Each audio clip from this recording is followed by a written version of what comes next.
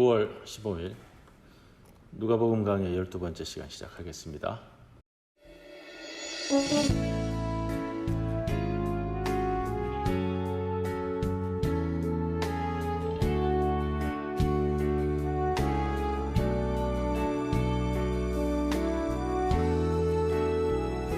나의 힘이 되신 여호와여, 내가 주님을 사랑합니다. 주는 나의 반석이시며 나의 요새시라. 주는 나를 건지시는 나의 주, 나의 하나님, 나의 피할 바위시요 나의 방패시라. 나의 하나님,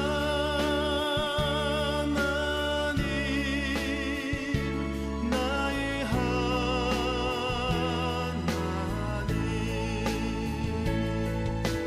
구원의 뿌리시요 나의 산성이라.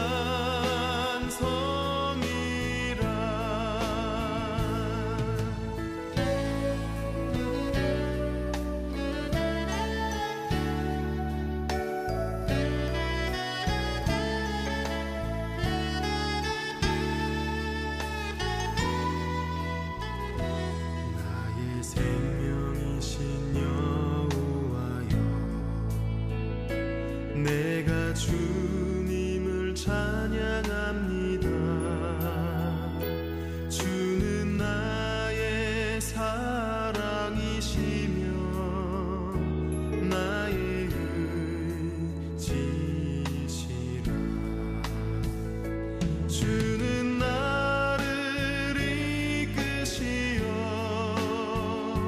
주의 길 인도하시며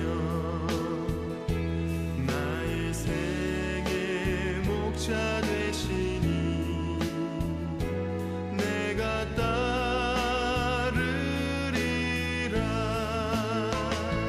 나의 하나님,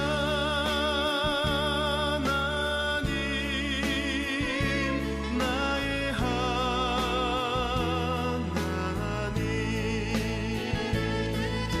생명의 면류관으로 내게 씌우소서.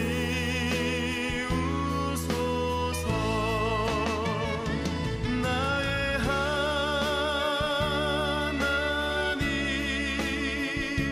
나의 하나님,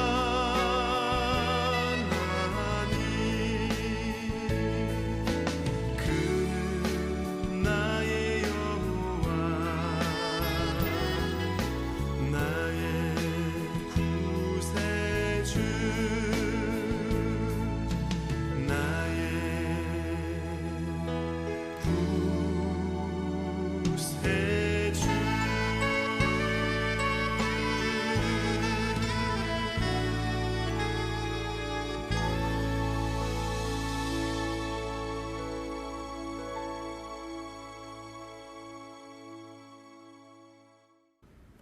기도드립니다. 우리 모두가 지난 3일도 주님의 사랑에 의지하여 살았음을 고백합니다.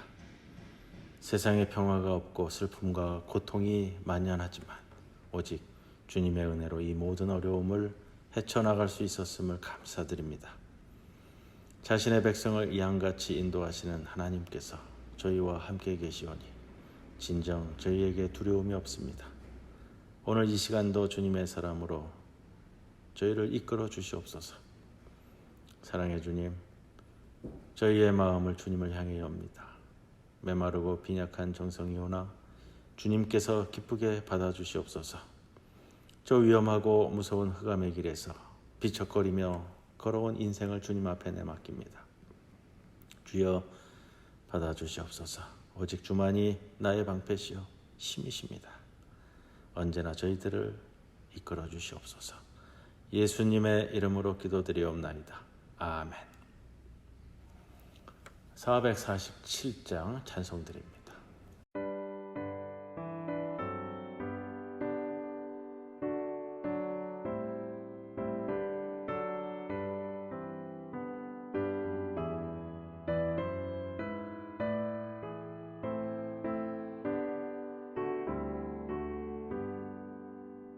이 세상 끝날까지 주 섬겨 살리니 내 친구 되신 주여 늘 함께 하소서. 주 나와 함께 하면 전쟁도 겁없고 주 나를 인도하면 늘 안심하리라. 나 주를 따를 때에 주 약속하신 것 그 영광 중에 모두 이루어 주소서. 나 주의 뒤를 따라 섬기며 살리니 그 크신 은혜 속에 날 인도하소서.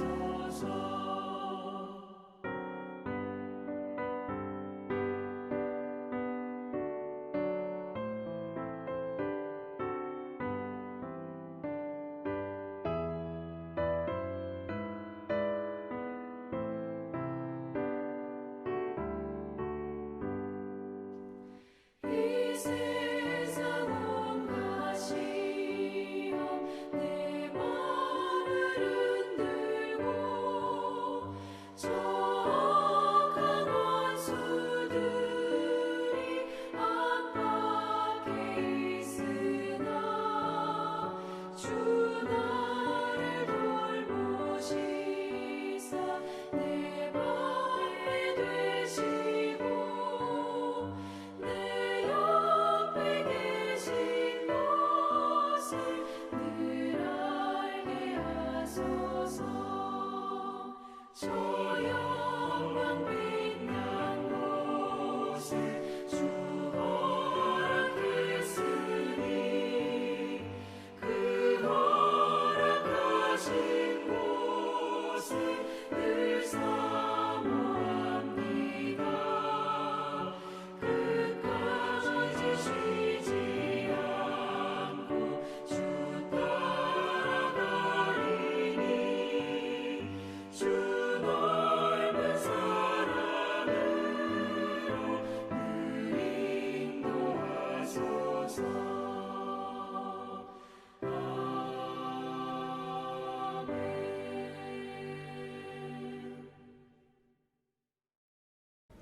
오늘 누가복음 강해 12번째 시간입니다. 본문 누가복음 4장 14절에서 30절까지의 말씀 봉독하겠습니다. 예수께서 성령의 능력으로 갈릴리에 돌아가시니 그 소문이 사방에 퍼졌고 친히 그 여러 회당에서 가르치심에 무사람에게 칭송을 받으시더라. 예수께서 그 자라나신 곳 나사렛에 이르사 안식일에 늘 하시던 대로 회당에 들어가사 성경을 읽으려고 서심해 선지자 이사야의 글을 들이거늘 책을 펴서 이렇게 기록된 데를 찾으시니 곧 주의 성령이 내게 임하셨으니 이는 가난한 자에게 복음을 전하게 하시려고 내게 기름을 부으시고 나를 보내사 포로된 자에게 자유를 눈먼 자에게 다시 보게 함을 전파하며 눌린 자를 자유롭게 하고 주의 은혜의 해를 전파하게 하려 하심이라 하셨더라. 책을 덮어 그 맡은 자에게 주시고 앉으시니 회당에 있는 자들이 다 주목하여 보더라. 이에 예수께서 그들에게 말씀하시되 이 글이 오늘 너희 귀에 응하였느니라 하시니 그들이 다 그를 증언하고 그 입으로 나오는 바 은혜로운 말을 놀랍게 여겨 이르되 이 사람이 요셉의 아들이 아니냐. 예수께서 그들에게 이르시되 너희가 반드시 의사야 너 자신을 고치라 하는 속담을 인용하여 내게 말하기를 우리가 들은 바 가버나움에서 행한 일을 내 고향 여기서도 행하라 하리라. 또 이르시되 내가 진실로 너희에게 이르노니 선지자가 고향에서는 환영을 받는 자가 없느니라.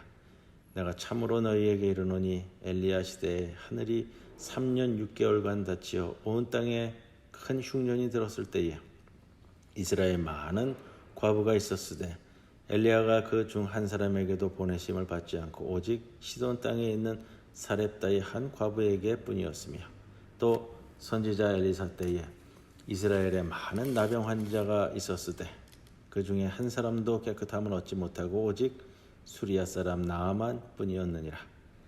회당에 있는 자들이 이것을 듣고 다 크게 화가 나서 일어나 동네 밖으로 쫓아내어 그 동네가 건설된 산 낭떠러지까지 끌고 가서 밀쳐 떨어뜨리고자 하되 예수께서 그들 가운데로 지나서 가시니라. 오늘 누가복음 12번째 시간입니다. 예수님의 나사렛 설교, 첫 설교입니다. 예수님으로서는 첫 설교고 첫 말씀이기 때문에 또 누가복음서 기자가 이 첫 설교를 통해서 예수님의 사역에 대해서 무엇을 우리에게 메시지를 주고 출발하려고 하는가, 이걸 기억하는 것은 중요한 겁니다. 14절 15절 말씀은 회당에서 가르치셨다라는 것을 간략하게 전해주고 있는데, 물론 이 14절 15절도 마가복음과 또 마태복음에 공이 기록이 되고 있습니다. 마태복음에는 조금 길게 기록을 하고 있고요. 그 다음에 오늘 우리가 중점적으로 다루게 될 16절에서 30절까지의 말씀, 이것도 공이 마가복음, 마태복음에서 다루고 있는데 분량과 또 위치가 조금 다릅니다. 자, 마가복음과 마태복음에서 나사렛 설교 이전에 예수님께서는 게네사렛 호숫가 주위에서 오랫동안 활동했던 것을 바탕으로 이야기를 하고 있는데, 누가복음서 기자는 예수님의 활동에 있어서 초기에 이 나사렛 설교를 우리들에게 소개해주고 있습니다. 우리가 지난주에 나눴던 그 시험받은 사건 있잖아요. 예수님의 공생의 준비에 있어서는 두 가지, 하나는 세례받은 사건, 또 하나는 마귀의 유혹을 이기신 사건. 그리고 그 다음 바로 오늘 이 갈릴리 회당에서, 나사렛 회당에서 말씀을 전한 사건을 우리들에게 전해주고 있는데, 그만큼 누가복음서 기자는 나사렛 설교를 중요하게 여기고 있다라는 것을 볼 수가 있고요. 마태복음이나 마가복음은 다른 활동들을 쭉 이어가다가 중간 정도에 예수님의 이 나사렛 설교를 소개하고 있는데, 누가복음서는 처음에 이 나사렛 설교를 소개하는 만큼 그만큼 이 나사렛 설교를 중요하게 여기고 있다. 만약에 누가복음서 기자가 마태나 마가의 시각에서 같이 기술을 했다고 한다면 오늘 이 나사렛 설교가 4장에 기록이 되어 있는데 8장 또는 9장쯤에 위치해야 하는 것이 마태복음이나 마가복음의 시각을 같이 할 때는 그렇게 되어집니다. 이게 이제 구조적으로 누가가 어디에 중점을 두고 있는가 하는 것을 우리가 읽을 수 있는 부분이고요. 자, 그렇기 때문에 이 마가나 마가복음 같은 경우는 오늘 이제 나사렛 설교를 한 다음에 고향 사람으로부터 배척받는 장면이 나오는데, 마가복음은 그 배척받는 거에 굉장히 포인트를 두고서 말씀을 전하고요. 누가복음서 기자는 오히려 그 배척받는 것보다는, 물론 그것도 기술을 하고 있습니다. 우리가 읽었듯이 18절에 있는 이사야 말씀을 통한 예수님의 첫 설교의 선포, 이것이 누가복음서 기자가 우리에게 메시지로 주고자 하는 것이 이 18절이다, 이렇게 말씀을 드립니다. 자, 오늘 그 설교의 말씀은 예수님께서 18절에서 21절까지 또 23절에서 27절까지 두 차례 정도 발언을 하시고요. 그 사이사이에 22절에서 또 28절에서 청중들이 어떤 반응을 보이는가 하는 것을 우리들에게 소개해주고 있습니다.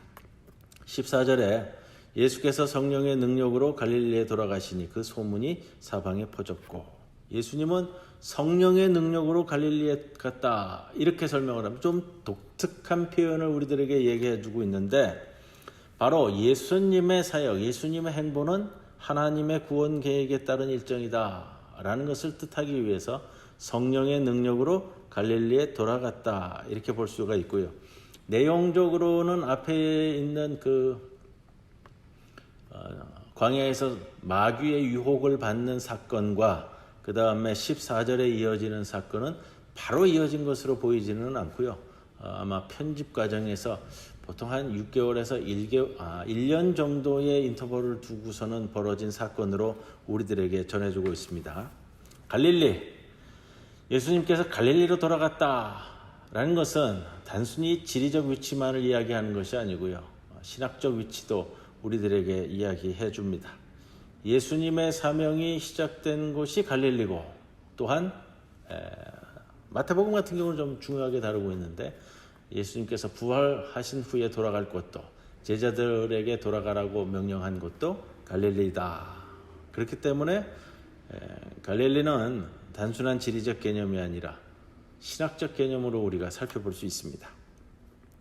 자, 성령의 능력으로 갈릴리에 돌아가시니 성령을 언급하는 것은 누가복음서 기자의 그 독특한 특징이기도 합니다. 우리가 1장 67절에 스가랴에게도 또 1장 15절에 세례 요한에게도 또 엘리사벳, 마리아, 또 시므온 다 성령을 언급하면서 누가복음서 기자는 이야기하는데 그것은 바로 이 모든 사역들이 하나님의 섭리 가운데 이루어지고 있음을 강조하기 위한 겁니다. 그러면서 성령을 강조함으로 인해서 이야기하고자 하는 것은 이제는 예수께서 오실 터인데 변혁의 시대가 시작되었다라는 것을 말하고 싶어 하고요. 자, 14절에서 예수의 소문이 그곳 모든 지방에 퍼졌다는 언급을 하고 있습니다. 14절에 보면은 그렇잖아요. 그의 소문이 사방에 퍼졌고, 이게 좀 누가복음서는 좀 독특한 거예요. 왜 그러냐면 소문이 벌써 퍼지고 그 다음에 유대 회당에 나사렛 회당에 와서 가르칠 텐데 마태복음이라든지 이렇게 나오는 데 있어서의 일반적인 배열 같은 경우에는 예수님이 이러이러한 사역, 이러이러한 표징, 이러이러한 기적을 보여준 다음에 그로 인한 그 소문이 갈릴리에 퍼졌다라든지 가버나움에 퍼졌다든지 마을에 퍼졌다 이렇게 설명을 하는데 좀 독특해요. 대부분은 말미에 이 표현을 다루는데 초반부에 이 이야기를 다루고서는 이야기가 시작이 됩니다. 그만큼 예수님의 공식 활동을 이야기하고자 할 때부터 사람들의 무수한 관심을 끌고 있었다라는 것을 보여주고자 하는 이 누가복음서 기자의 의도가 아닌가 이렇게 생각할 수 있습니다. 소문, 성경에는 소문이라는 단어가 참 많이 나옵니다. 근데 헬라어 단어, 우리말로는 그냥 소문 하나로 번역을 했는데 헬라어 단어가 조금 쓰일 때마다 조금 다르다고 그래요. 한 3가지 정도가 나오는데 하나는 페메라는 단어를 쓰고요. 하나는 에코스라는 단어를 쓰고요. 하나는 로고스라는 단어를 써서 번역은 우리말로는 다 소문으로 돼버렸어요. 근데 약간씩 다르다고 그래요. 페메는 우리가 영어 단어로 얘기한다면 famous라는 뜻이에요. 거기서 온 단어인데 평판과 명망이 이렇게 널리 퍼졌다 이런 거고요. 그다음에 에코스라는 단어는 우리가 영어 단어 에코의 원어입니다. 그래서 큰 소리라는 뜻인데 예수님의 놀라운 능력을 경험한 이들이 큰 소리를 내며 감탄했을 때의 소문을 에코스라는 단어를 써서 사용합니다. 또 로고스라는 단어를 쓰기도 합니다. 로고스는 우리가 아는 것처럼 말씀이라는 단어인데 이것도 소문으로 번역될 때가 있어요. 조금 어려운 표현이지만 지적 이해로 널리 알려졌다라고 얘기할 때 로고스라는 단어를 쓴다고 그래요. 그래서 예수님에 대해서 점차 정확한 이해와 받아들임을 통해 예수님의 이 소문이 이렇게 퍼져나가는 것. 그러니까 회중들이 점차로 예수님의 그 표적 또는 설교, 말씀 이런 것들을 이해해감으로써 명망이 높아지는 것을 뜻할 때는 이 단어를 쓴다고 합니다. 15절에 친히 그 여러 회당에서 가르치심에 뭇사람에게 칭송을 받으시더라. 회당에서 가르치셨습니다. 예수님이 몸담고 있는 지역의 회당에서 가르치셨다. 구원 활동은 역시 자기가 몸담고 있는 발을 딛고 있는 그 땅에서부터 시작된다라는 것을 생각할 수가 있고요.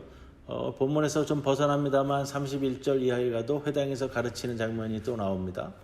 그만큼 랍비로서 또 마을의 회당에서 초빙을 받아서 말씀을 전했다, 이렇게 볼 수가 있고, 또 회당에서 말씀을 전하는 것에 대해서 예수님 자신도 굉장히 즐겨하셨다라는 생각을 해볼 수가 있습니다. 15절에 근데 조금 우리 번역에 있어서는 좀 다른 번역인데 저도 이렇게 찾아보다가 명확하게 찾지 못한 게 있습니다. 15절에 보면 친히 그 여러 회당에서 가르치심에 하는데, 원어를 직역을 하면 그들의 회당에서 가르치셨다, 이렇게 돼요. 그들의 회당에서 가르치셨다. 예수님께서 회당에서 가르치시긴 합니다만 조금 분리적인 의도를 가지고 있지 않는가, 이렇게 생각이 되어지는데, 사도행전에 보면은 누가 기자가 이야기하면서 이런 표현을 써요. 유대인의 회당, 유대인의 회당에 가서 가르치심에. 사도행전에 나오는 이 복음 전파자들이 유대인의 회당에 가서 전했다. 그냥 회당이라고 표현해도 상관없을 텐데 꼭 유대인의 회당이라는 표현을 씁니다. 사도행전 13장 5절, 14장 1절, 17장 뭐 이렇게 한 서너 군데 나오고 있는데, 그것과 연결지어서 생각해 본다면 오늘 이 15절에서도 번역은 조금 미스가 좀 났어요. 그 여러 회당에서 가르치심에 하니까 별 무리 없이 가는데, 원어적 표현으로는 그들의 회당에서 가르치셨다. 그들의 회당, 왜 이런 표현을 쓸까 조금 독특하다라는 생각이 듭니다. 예수님은 정기적으로 안식일이 되면 회당에 가시는 경건한 유대인의 한 사람이기도 하다라는 것을 일러줍니다. 안식일 예배는 보통 이런 순서였다고 그래요. 1부에서 유다인의 기도, 그 다음에 쉐마, 들으라, 그 다음에 기도, 그 다음에 축복, 그리고 2부에 가면 모세 오경을 낭독을 하고요. 당시 상황을 봅니다. 예수님께서 이사야 예언서를 18절에서 봉독하기 전에 다른 사람이 모세 오경을 이미 낭독한 것 같습니다. 16절에 보시면 예수께서 그 자라나신 곳 나사렛에 이르사 안식일에는 늘 하시던 대로 회당에 들어가사, 늘 하시던 대로. 예수님은 경건한 유대인입니다. 늘 하시던 대로 안식일에 회당을 찾아갔다. 그리고 성경을 읽으려고 서심해. 그 전까지는 앉아 계셨고요. 이 앉아 계시던 예수님께서 일어서셨습니다. 한 사람이 예수에게 두루마리 성서를 건넸고 예수님은 두루마리를 펼치고 성서 구절을 찾아 읽었습니다. 그리고 성서를 돌려준 상태에서 제자리에 다시 앉으셨을 겁니다. 자, 주후 70년 이전, 그러니까 성전이 회파되기 이전에 유대인들은 안식일에 각 지역의 회당에 모여서 모세오경을 낭독하고 해설을 들었다는 기록도 공통적으로 가지고 있습니다. 예수님께서 두루마리 성서를 들었을 겁니다. 당시에는 종이 성경이 있을 때가 아니니까요. 예수님께서 읽은 구절은 사실 이 이사야 61장에 대한 말씀은 원 이사야 61장과는 조금 인용을 하면서 누가가 좀 달리 피우기를 하는 부분도 있습니다. 그러나 그 의미와 뜻은 굉장히 중요한 말씀입니다. 또한 이 61장을 말씀을 하시면서 예수께서 처음으로 세상에서 자신의 고유한 말로 자신의 설교, 자신의 생각을 드러내고 계십니다. 이것이 예수님의 첫 설교고 또 예수님이 사역을 시작하시면서 이루고 계시는 출사표이기도 하고 선언이기도 하다. 그래서 18절이 중요합니다. 18절 다시 한번 봉독하겠습니다. 주의 성령이 내게 임하셨으니 이는 가난한 자에게 복음을 전하게 하시려고 내게 기름을 부으시고 나를 보내사 포로된 자에게 자유를, 눈먼 자에게 다시 보게 함을 전파하며 눌린 자를 자유롭게 하고 주의 은혜의 해를 전파하게 하려 하심이라. 예수님이 성령을 통해서 이 세상에 오신 목적을 우리에게 설명해 준다. 예수님의 첫 설교입니다. 예수님이 뭘 하러 오셨느냐? 가난한 자에게 복음을 전하러 오셨다. 예수님이 오신 목적을 이야기하고요. 어떻게 하느냐? 포로된 자에게 자유를, 눈먼 자에게 다시 보게 함을, 눌린 자를 자유롭게 하고 주의 은혜의 해를 전파하게 하라. 주의 은혜의 해는 뒤에서 다시 설명할 겁니다. 자, 성령을 부어주시는 목적이 있어요. 이사야 61장 말씀은 여호와의 종의 노래라고 불리워지는 바벨론 포로에서 돌아온 유대인들에게 선포되어졌던 위로의 말씀, 피폐해진 영적 상태의 치유와 회복을 이야기하는 그 사명을 일임받은 여호와의 종을 노래하는 장면. 이것이 바로 예수님이 이 땅에 오신 자신의 사역의 선언 선포다. 그래서 누가복음서를 우리가 그렇게 얘기하잖아요. 가난한 자들을 위한 복음. 그 목적을 잘 알고 우리가 좀 출발을 해야 됩니다. 19절에 주의 은혜의 해는 무엇일까? 이게 신년을 이야기하는 표현이에요. 주의 은혜의 해, 주의 은총의 해. 이거는 이제 50년마다 돌아오는 신년을 이야기하는데 이 신년에는 주의 용서와 축복이 주어집니다. 그리고 좀 또 알아볼 수 있는 게 있어요. 신년에는 누구든지 고향으로 돌아오는 거예요. 고향을 방문해야 되는 거예요. 고향을 어쩔 수 없이 떠난 사람들, 또 고향에서 추방당한 사람들, 이런 사람들도 타지에 있지만 고향을 그리워하고 고향에 돌아갈 만을 오매불만 기다리는데 은총의 해인 이 신년에는 고향에 스스럼 없이 돌아올 수 모든 죄 지은 것도 사해지고 치유와 회복이 선포되어지는 날이 해이기 때문에 고향을 다시 찾는 기쁨이 있는 해. 고향으로 귀환하고요, 빚을 탕감받고요, 노예를 해방하고, 이것이 바로 예수님께서 이사야 61장을 통해서 선언하는 자기 첫 사역의 선포이고자 곧 하나님께서 베푸실 구원의 은혜에 대한 상징이다. 이것이 좀 다릅니다. 그러니까 마태복음, 마가복음에서는 나사렛에서 설교를 함으로 인해서 나사렛 사람들, 고향 사람들로부터 배척을 받은 거에 좀 중점을 두고 이야기한다면 누가복음서 기자는 그걸 뒷부분으로 보내버리고 앞부분에서 다루는 것은 주의 은혜의 해의 선포. 18절, 19절은 굉장히 예수님 사역에 있어서 가장 첫 설교이면서 첫 선포이면서 엑기스만을 담고 있는 말씀입니다. 기억하셔야 됩니다. 20절 책을 덮어 그 맡은 자에게 주시고 앉으시니 앉으셨습니다. 제자리에 돌아와 앉으셨을 거예요. 회당에 있는 자들이 다 주목하여 보더라. 자, 예수님은 곳곳에 회당에서 초빙받아 수시로 가르침을 펼치셨습니다. 일반적으로 초빙받은 랍비들이 성경을 봉독한 후에는 성경에 대한 이게 가르침, 해설을 덧붙이는 그런 상황이었다고 그래요. 그러니까 오늘 20절에도 성경을 이제 책을 덮어서 주고 제자리에 앉으니까 회당에 모여 있는 사람들이 다 이제 그 말씀을 통해서 우리에게 무슨 말씀을 주시려는가 주목하고요 보고 있는 그런 상황입니다. 22절에 그들이 다 그를 증언하고 그 입으로 나오는 바 은혜로운 말을 놀랍게 여겨 이르되 이 사람이 요셉의 아들이 아니냐. 예수님의 입에서 나오는 은혜로운 말씀에 왜 놀라워했는가. 시골 교회 교리교사 정도로 생각했던 예수가 감히 이렇게 은혜로운 말을 선포하다니. 더구나 어릴 적부터 목수의 아들로서 우리 곁에 있었던 바로 그자가 아니냐. 23절에서 예수님께서 의사를 비유로 이야기를 하시는데 23절 보세요. 예수께서 그들에게 이르시되 너희가 반드시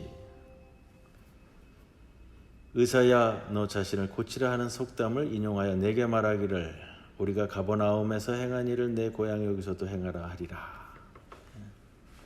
속담이에요. 근데 의사를 비유해서 이야기하는 경우는 좀 드물다고 그래요. 유다 전통에 있어서는. 여하튼 다른 사람의 병을 고치기 전에 자신에게 있는 병을 먼저 고쳐서 자신이 능력 있는 의원임을 밝혀 보이라라는 의미의 속담인데, 지금 이제 누가 기자가 마가복음, 마태복음을 인용해서 자신의 누가복음을 서술하다 보니까 가버나움에서 활동한 이야기가 나오고 있어요. 근데 순서상으로 누가복음은 가버나움에서 나온 활동이 이렇게 불명확해요. 마태, 마가에서는 중간쯤에서 이 나사렛 설교를 다루고 있기 때문에 그 앞부분은 나사렛에서 활동한 장면들이 나옵니다. 그것이 아마 좀 오차처럼 보이는 것 같습니다. 자, 나사렛 사람들에게 예수님의 첫 설교는 좀 의아했을 겁니다. 바로 그렇게 선포되어지는 말씀을 통해 자신들과 함께 자란 예수님이 메시아라는 것을 받아들이기가 어려웠을 것이다 라는 것이고요. 여기에 대해서 예수님께서 예를 들고 있는 그 뒷부분의 말씀이 엘리야 시대의 3년 6개월 동안 이어진 가뭄을 예로 들면서 그 중에서 구원함을 받은 사람은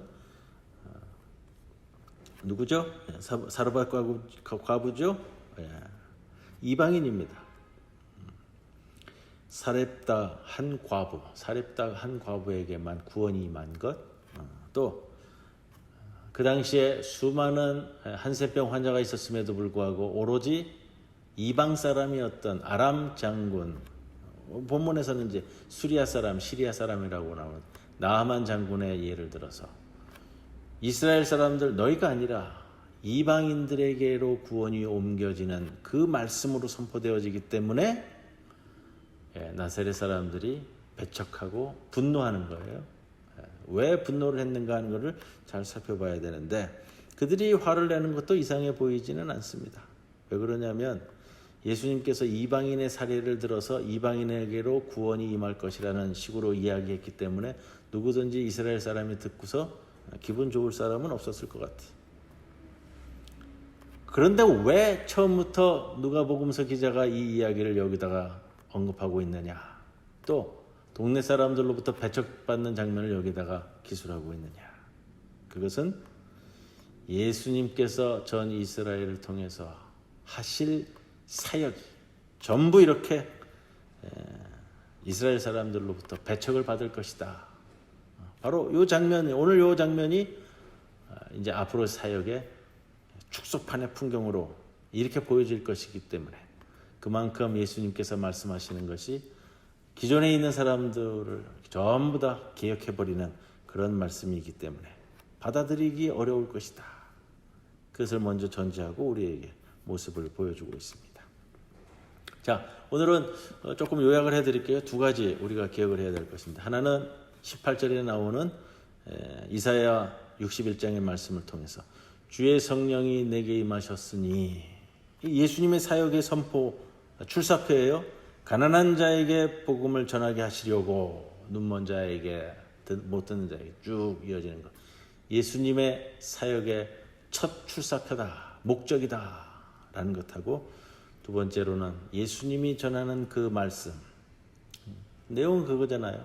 사렙다 과부와 나아만 장군에게 구원이 임하는 사건을 선포함으로 인해서 이스라엘인들로부터 벌써 배척당하는 예수님의 전 사역이 이렇게 배척을 당할 수밖에 없을 것이다 라는 것을 처음부터 설정해서 우리들에게 메시지로 전해주고 있는 것.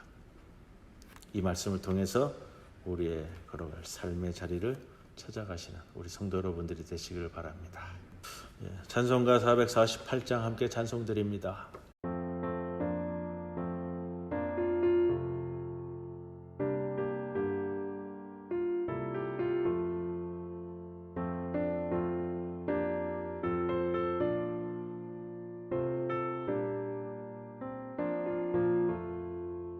주님 가신 길을 따라 좁은 길로 가오리다. 가기 좋은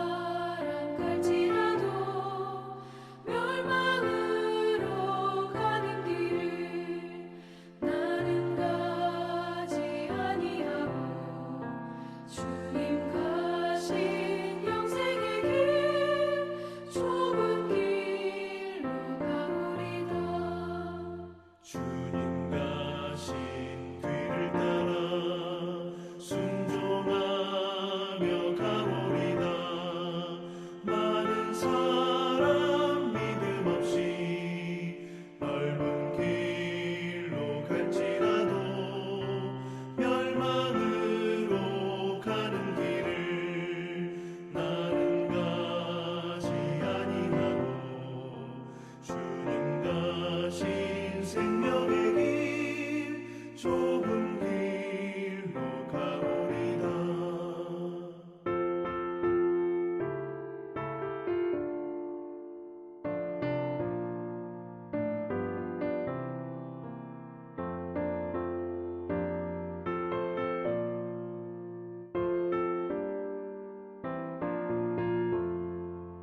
주님 가신 진실한 길 의의 길로 가오리다. 좁은 문과 좁은 길은 십자가의 길이오나 영생 영광 바라보며 천국 가는 길이오니 죽기까지 주님 가신 길을 따라가오리다.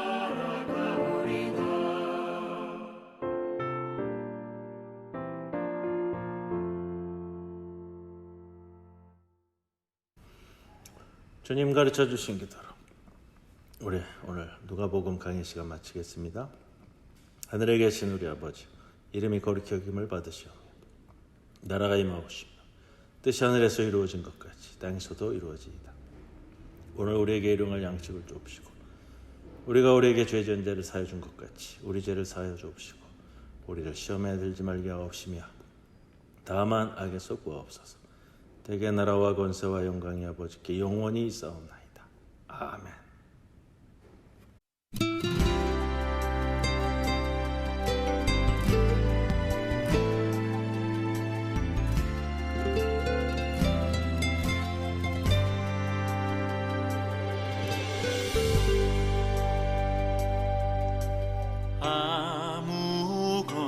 아무것도 두려워 말라. 주 나의 하나님이 지켜주시네. 놀라지 마라, 겁내지 마라. 주님 나를 지켜주시네. 아무것도 두려워 말라. 주 나의 하나님이 지켜주시네. 놀라지 마라, 겁내지 마라. 주님 나를 지켜주시네.